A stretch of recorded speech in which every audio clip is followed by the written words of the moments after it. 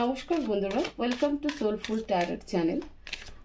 চলে এসেছি আজকে তোমাদের সামনে আরও একটি নতুন রিডিং নিয়ে।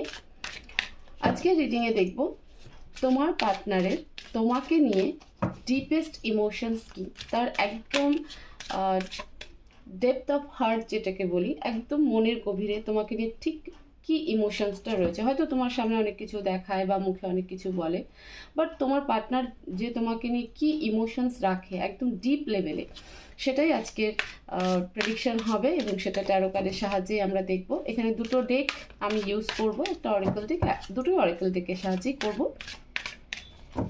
তো মনে রাখবে, রিডিং জেনারেল, সবার সাথে এনার্জি ম্যাচ হতেও পারে, নাও হতে পারে, ওপেন মাইন্ড হয়ে দেখবে।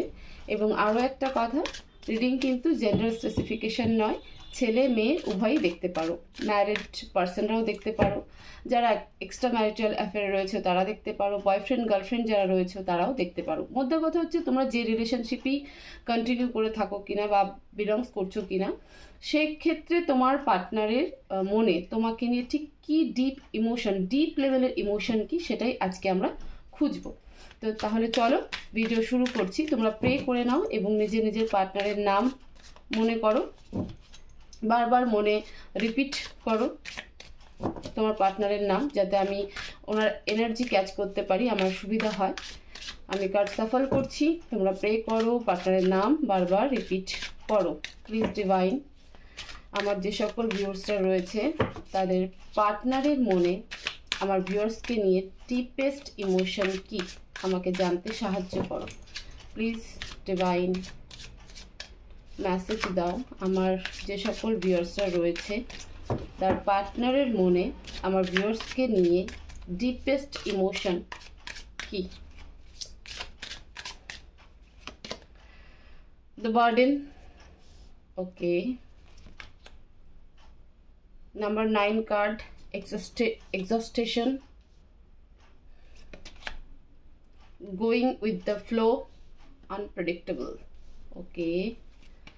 And awareness, bottom of the deck, adventure, আমি এই bottom of the deck এখানে রাখি, ঠিক আছে। কার্ড আই গেস তোমরা দেখতে পাচ্ছ, এক্স্যাক্টলি আই গেস দেখতে পাচ্ছ। আমরা কার্ডগুলোকে ক্লারিফাই একবারে করে নেব। আরও কার্ড বের করছি আমি। Please Angel, please universe message দাও, আমার যে সকল ভিউয়ার্সরা রয়েছে তাদের পার্টনার আমার ভিউয়ার্সকে নিয়ে বা আমার ভিউয়ার্সের জন্য আমার তাদের পার্টনারের মনে ডিপেস্ট ইমোশন কি। Please angel, message.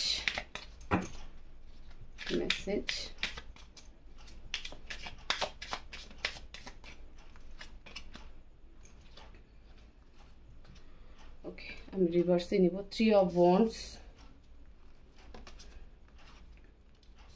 the Emperor,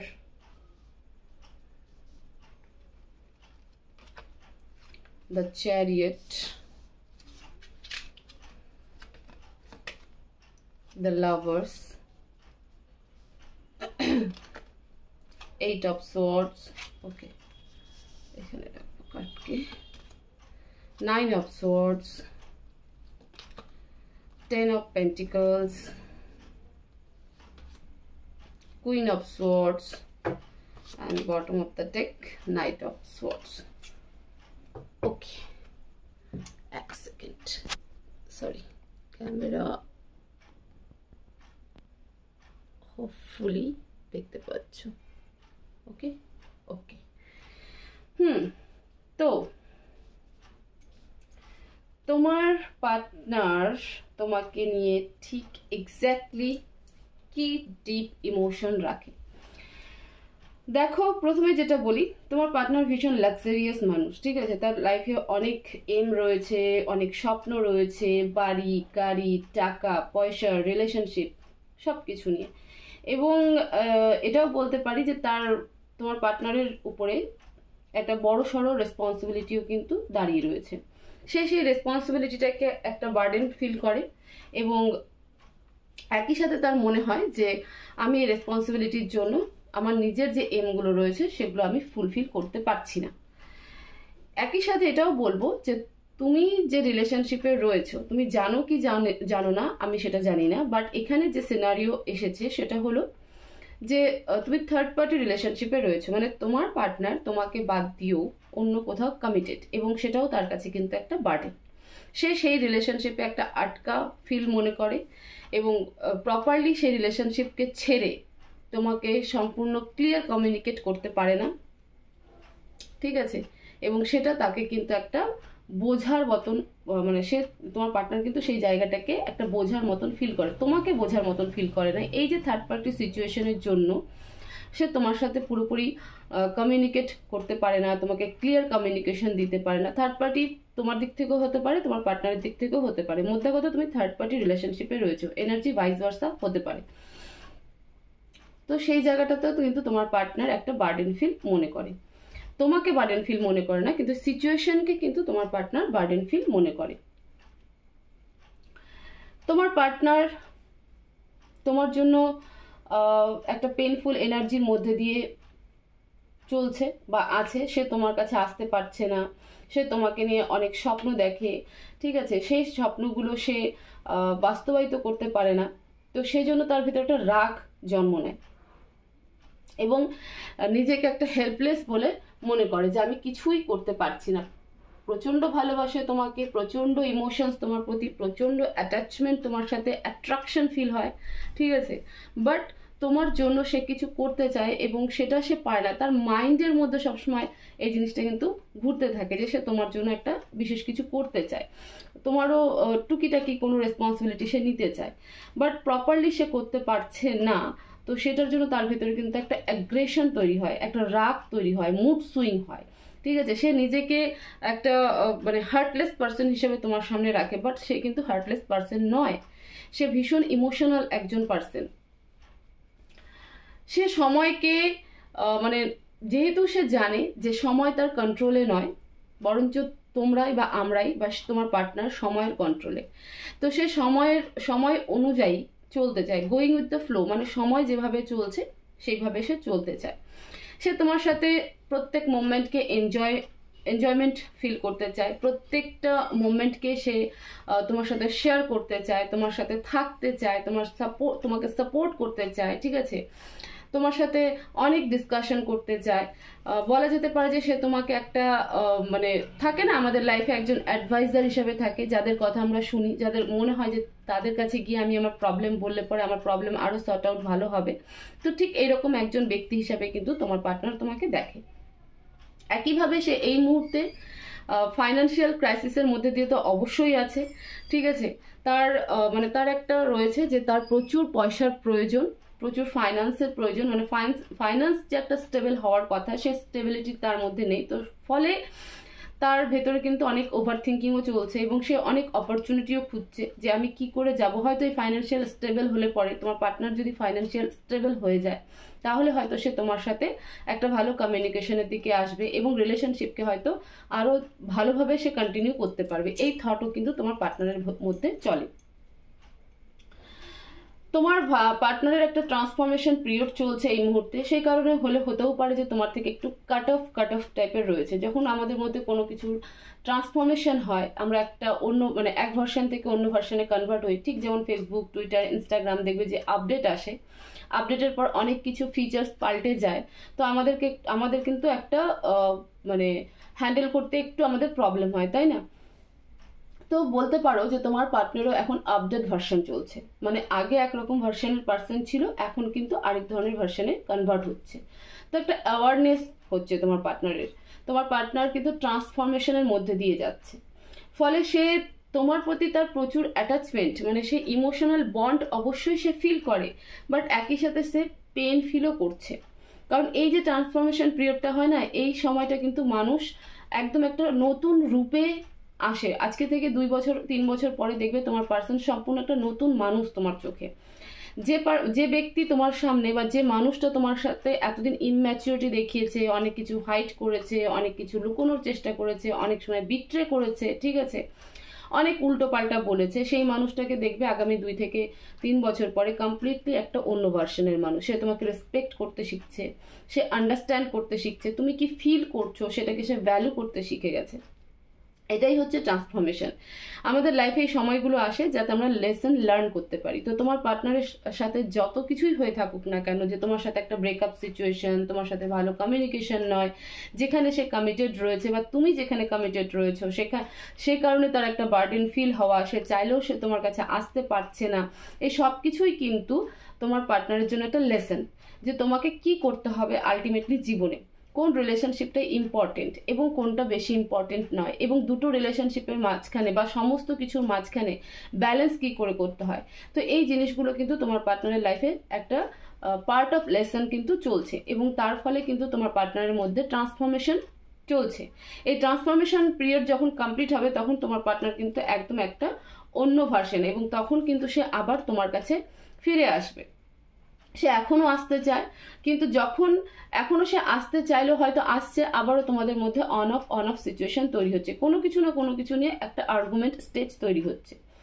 তোমার পার্টনার অ্যাডভেঞ্চার করতে ভীষণ ভালোবাসে, সে এই মুহূর্তে সব কিছু থেকে দূরে নেচারের সাথে একটা মানে ইউনিভার্সাল লাইটের সাথে থাকতে চায়। তার মনে হয় যে আমি সেখানটাতেই ভালো থাকবো, এত কিছু আমার আর ভালো লাগছে না, সে একটা পজ নিতে চায়। ঠিক আছে, পজ মানে বোঝাতে পারছি তো, যে ধরো যখন আমরা কোনো গান শুনতে শুনতে তাকে রিভাইন্ড করি বা তাকে পজ দিয়ে দিই, বা আমাদের লাইফে কোনো একটা পিরিয়ড চলে যখন মনে আমরা খুব বোর হয়ে গেছি, এবার এখানে একটু পজ থাকা দরকার, এবার আমার একটু রেস্ট চাই বা আমার একটু এনভায়রনমেন্ট অন্য চাই। ঠিক আছে, তো তোমার পার্টনার এই মুহূর্তে কিন্তু ঠিক সেই সিচুয়েশনের মধ্যে দিয়ে যাচ্ছে, এবং তার মনে হচ্ছে যে আমি এই সব কিছুর বার্ডেন থেকে সরে গিয়ে আমি নেচারের সাথে, ইউনিভার্সাল লাইটের সাথে, স্পিরিচুয়ালিজম এর সাথে একটু থাকতে চাই, যেখানে সে পিস অফ মাইন্ডকে খুঁজে পাবে এবং জীবনের অ্যাকচুয়াল সোর্সকে খুঁজে পাবে। সে নেচারের সাথে ভীষণ নিজেকে কানেক্টেড ফিল করছে। এমন নয় যে তোমার সাথে সে ডিস্ট্রাকশন নয়, তা নয়, কিন্তু সে এত কিছুর মাঝখানে এই মুহূর্তে কিন্তু তোমার সাথে সে ক্লিয়ার কমিউনিকেট করতে চাইছে না। আমাদের যেটা টপিক ছিল সেটা হলো তোমার পার্টনারের মনে তোমাকে নিয়ে কি ডিপেস্ট ইমোশন। এখানে খুব সুন্দর মেসেজ এসেছে, তোমার পার্টনারের মনে তোমাকে নিয়ে কোনো ফেক ইমোশন নেই, কোনো বিট্রেল এনার্জি নেই। একদম ডিপেস্ট ইমোশন সেটা হলো সে তোমার সাথে ইউনিয়ন চায়, তোমার সাথে হোল লাইফ থাকতে চায়, জীবনের শেষ মুহূর্ত পর্যন্ত তোমার সাথে থাকতে চায়। বাট সিচুয়েশনই এমন, সিনারিওই এমন যে সে চাইলেও কিছু করতে পারছে না, বিকজ তার উপরে প্রচুর রেসপন্সিবিলিটি রয়েছে, তার নিজস্ব কিছু এম রয়েছে, এবং আমি মানে 1000% সিওরিটি দিয়ে বলতে পারি তোমরা থার্ড পার্টি রিলেশনশিপে ইনভলভ আছো। সে থার্ড পার্টি তোমার দিক থেকেও হতে পারে, তোমার পার্টনারের দিক থেকেও হতে পারে, তো সেটাও তার লাইফে একটা বার্ডেন ফিল করছে। ঠিক আছে, সে তোমার সাথে সব কিছু শেয়ার করতে চায়, ডিসকাশন করতে চায়, বাট সিচুয়েশনই এমন, হয় তুমি কখনো বুঝছো না, বা কখনো সিচুয়েশন এমন তৈরি হয়ে যাচ্ছে, সিনারিও এমন হয়ে যাচ্ছে যে সে তোমাকে বোঝাতে পারছে না, তো একটা মিসআন্ডারস্ট্যান্ড তৈরি হচ্ছে, সে জেনে বুঝে কিছু করছে না, বাট আলটিমেটলি সেটা হয়ে যাচ্ছে। কেন হচ্ছে? কারণ এই রিলেশনশিপ আলটিমেটলি একটা সময় ইউনিয়নের দিকে যাবে, এবং তার আগে তোমার পার্টনারের ট্রান্সফরমেশনটা ভীষণ ইম্পর্টেন্ট। সে ভ্যালু করতে পারছে না যে আমার অ্যাকচুয়ালিতে কোনটা করা দরকার বা কিভাবে করা দরকার বা কিভাবে চলা দরকার।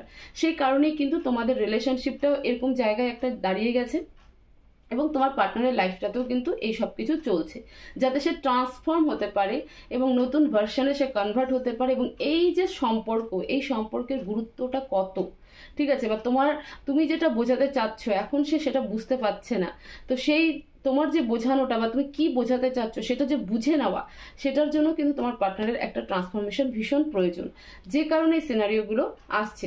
সে আসবে তোমার কাছে, ডেফিনেটলি সে আসবে, কারণ সে তোমার দিকে আসতে চায়, বাট সে চায় যে আমি আরেকটু স্টেবল হয়েছি, এবং সে হবেও।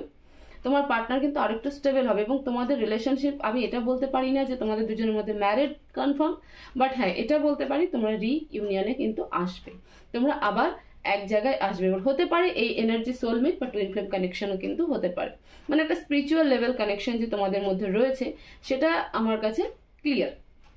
তো তোমার পার্টনারের মনে তোমাকে নিয়ে কিন্তু অনেস্ট এবং প্রচুর ডিপ ইমোশন রয়েছে, যেটা খুব কম রিলেশনশিপে দেখা যায়। তো ব্লেসফুল করো যে তুমি যাকেই ভালোবেসে থাকো কিনা, বা তুমি যাকে নিয়ে সন্দেহ করছো তার মনে তোমাকে নিয়ে তেমন কোনো মিথ্যাচার বা কোনো ফেক ইমোশনস কিন্তু নেই। আমরা মেসেজ মানে গাইডেন্স দেখবো। প্লিজ অ্যাঞ্জেল, আমার ভিউয়ার্সের জন্য গাইডেন্স কি, এই মতো অবস্থায় আমার ভিউয়ার্সের কি করণীয়, কি করা উচিত। প্লিজ অ্যাঞ্জেল গাইডেন্স দাও, প্লিজ অ্যাঞ্জেল গাইডেন্স দাও। অলরেডি 3টে কার্ড চলে এসেছে, তো আমি 3টে কার্ডকে নেব। আমার আর প্রয়োজন পড়বে না মেসেজের জন্য। জাম্প কার্ড যখন এসেছে তো অবশ্যই, সরি 4টে কার্ড এসেছে। The tower, 5 of cups, okay,